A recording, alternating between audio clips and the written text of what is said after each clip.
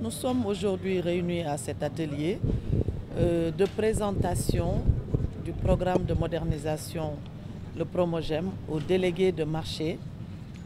Comme vous le savez, dans la mise en œuvre du programme, il y a un volet exécution, c'est-à-dire un volet construction, mais aussi il y a un volet partenariat.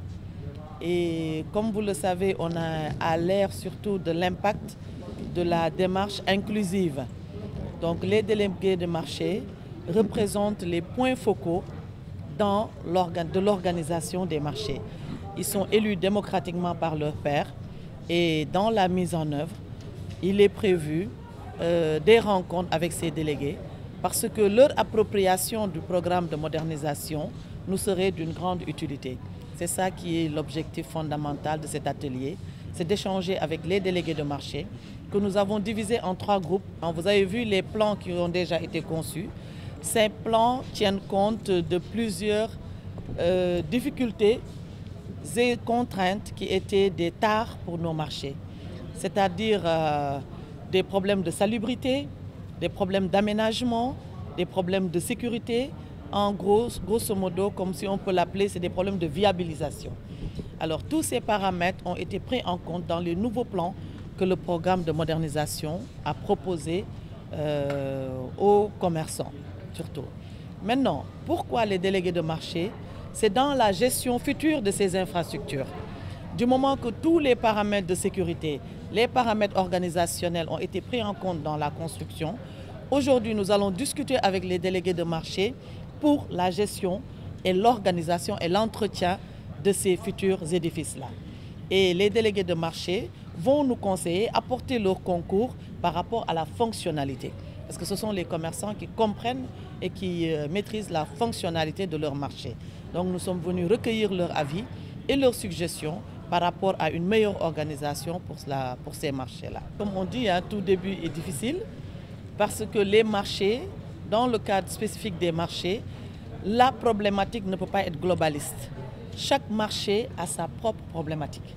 Et il faut tenir compte de la réalité du marché, de la situation géographique du marché, de la volonté de l'administration territoriale, c'est-à-dire de la collectivité locale. Il faut tenir compte des potentiels des marchés, de la demande sociale. Donc il y a tous ces paramètres-là. Donc aujourd'hui, nous avons une vision un peu globaliste de ce que nous devons prendre en charge.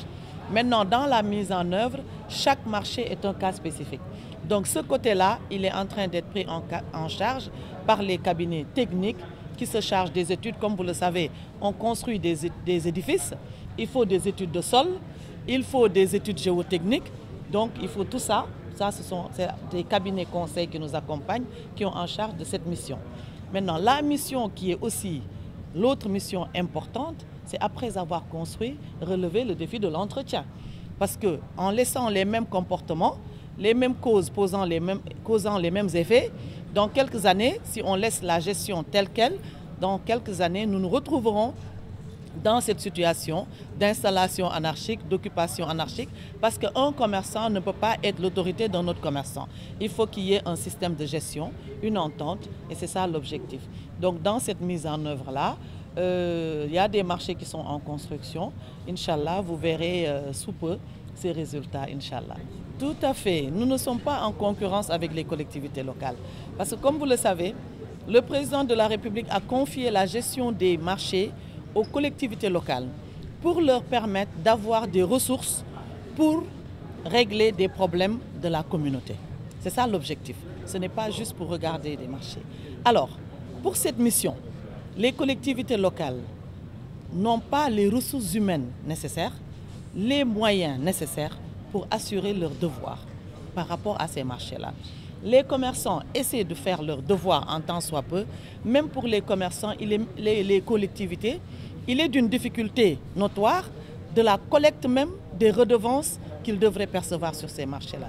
Alors pour combler ce gap de ressources humaines, c'est pour ça que son Excellence a eu la vision de mettre en place le programme qui vient en appui aux collectivités locales.